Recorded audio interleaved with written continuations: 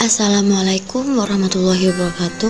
Selamat pagi anak-anak. Sekarang kita akan belajar tema 1 Hidup Rukun subtema 4 di pembelajaran 2. Bacalah percakapan di bawah ini dengan percaya diri. Udin, coba lihat. Got menjadi bau dan kotor karena banyak sampah. Wah, iya, akhirnya gue juga tergenang. Bagaimana jika hari Minggu kita bergotong royong membersihkan got? Membersihkan got? Aku tidak mau got kan kotor dan bau. Aku kurang setuju, Din. Membersihkan got pekerjaan yang berat. Kita sebagai anak-anak belum bisa melakukannya. Betul, Din. Sudah biarkan saja. Tapi, got yang tersumbat dapat menyebabkan banjir. Sampah akan menyumbat aliran air sehingga akan mengeluap ke jalan. Bagaimana jika kita mengusulkan kepada Pak RT untuk mengajak seluruh warga bergotong royong? Kita bisa ikut membantu pekerjaan ringan, misalnya membuang sampah yang dikumpulkan. Aku setuju doh. Aku juga setuju. Jika demikian, aku juga bersalah karena membuang sampah ke dalam got.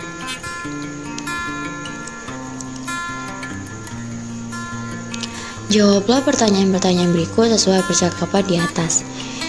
Soal yang pertama, apakah gotong royong diperlukan di dalam masyarakat? Ya, sangat perlu, karena gotong royong itu untuk meringankan suatu pekerjaan dan pekerjaan akan cepat selesai. Apakah terdapat kalimat penolakan pada teks percakapan di atas? Ya, ada. Nah, tuliskan kalimat yang menunjukkan penolakan tersebut. Sudah paham kan kalimat penolakan seperti apa? Nah, di dalam percakapan tersebut ada kalimat penolakan. Yang pertama, membersihkan got. Aku tidak mau, got kan kotor dan bau. Sedangkan yang kedua, aku kurang setuju, Din. Membersihkan got pekerjaan yang berat. Kita sebagai anak-anak belum bisa melakukannya. Tuliskan kalimat yang menunjukkan persetujuan. Yang pertama, aku setuju doh. Yang kedua, aku juga setuju. Jika demikian, aku juga bersalah karena membuang sampah ke dalam got. Paham? Nah, perhatikan gambar tersebut. Warga bergotong royong membersihkan got. Sampah yang terangkut diletakkan di pinggir jalan. Anak-anak ikut membantu memungut sampah yang tercecer. Warga merasa senang lingkungan kembali bersih.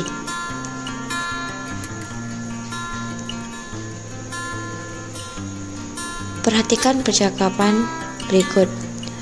Maaf, kami nanti terlambat mengikuti kerja bakti. Kami akan pergi ke gereja terlebih dahulu. Baik, Pak, tidak apa-apa. Gambar yang kedua, mari kita beristirahat sejenak. Nah, sikap apakah yang sesuai dengan pengamalan sila pertama dan kedua Pancasila pada bacaan dan gambar tersebut? Perhatikan gambar yang pertama. Gambar pertama sudah menunjukkan sila yang pertama. Kenapa? Karena di situ ada kata kami akan pergi ke gereja terlebih dahulu. Nah, menghargai dan menghormati antar umat beragama itu merupakan pengamalan sila pertama Pancasila pada masyarakat. Sedangkan gambar yang kedua menghargai hak-hak orang lain.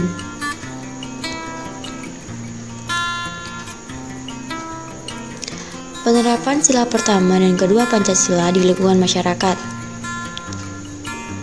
Perhatikan, bunyi sila pertama adalah ketuhanan yang Maha Esa, sedangkan lambangnya adalah bintang. Sedangkan yang kedua, sila kedua yaitu kemanusiaan yang adil dan beradab dengan lambang rantai. Penerapan sila pertama yaitu saling menghormati antar umat beragama, menjaga kerukunan antar umat beragama, tidak menghina agama atau kepercayaan orang lain.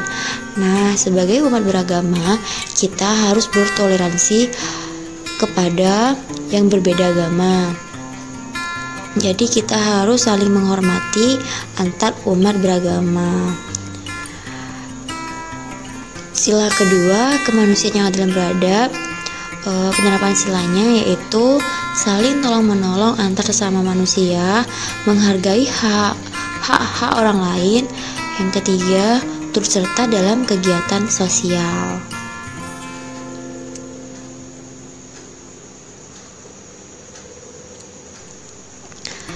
Lingkungan di rumah Udin sudah bersih kembali. Anak-anak pun dapat bermain dengan nyaman. Nah, perhatikan gambarnya. Di situ ada dua gambar. Yang pertama melompat dan yang kedua meloncat. Sedangkan melompat itu adalah gerak menolakkan kaki dengan tumpuan satu kaki. Langkah-langkahnya, yang pertama berdiri tegak, pandangan ke depan. Kedua tangan di samping badan dan kaki bersejajar. Yang ketiga, melompat dengan menolakkan satu kaki. Sedangkan yang terakhir, mendarat dengan tumpuan dua kaki, kaki sedikit ditekuk sebagai keseimbangan. Gambar kedua yaitu meloncat. Meloncat adalah gerak menolakkan kaki dengan tumpuan dua kaki. Langkah-langkahnya, yang pertama berdiri tegak, pandangan ke depan. Yang kedua tangan di samping badan dan kaki sejajar. Yang ketiga, kedua kaki ditekuk, meloncatlah dengan menolak kedua kaki secara bersamaan.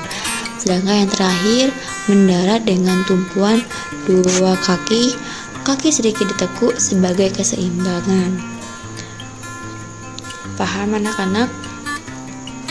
Pembelajarannya cukup sampai di sini. Sekarang kita lanjut ke tugas.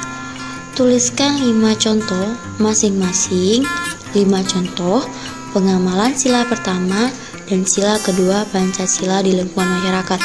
Ingat ya anak-anak, pengamalan sila pertama sebanyak 5 contoh dan pengamalan sila kedua sebanyak 5 contoh.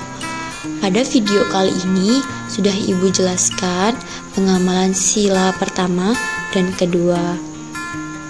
Terima kasih. Assalamualaikum warahmatullahi wabarakatuh.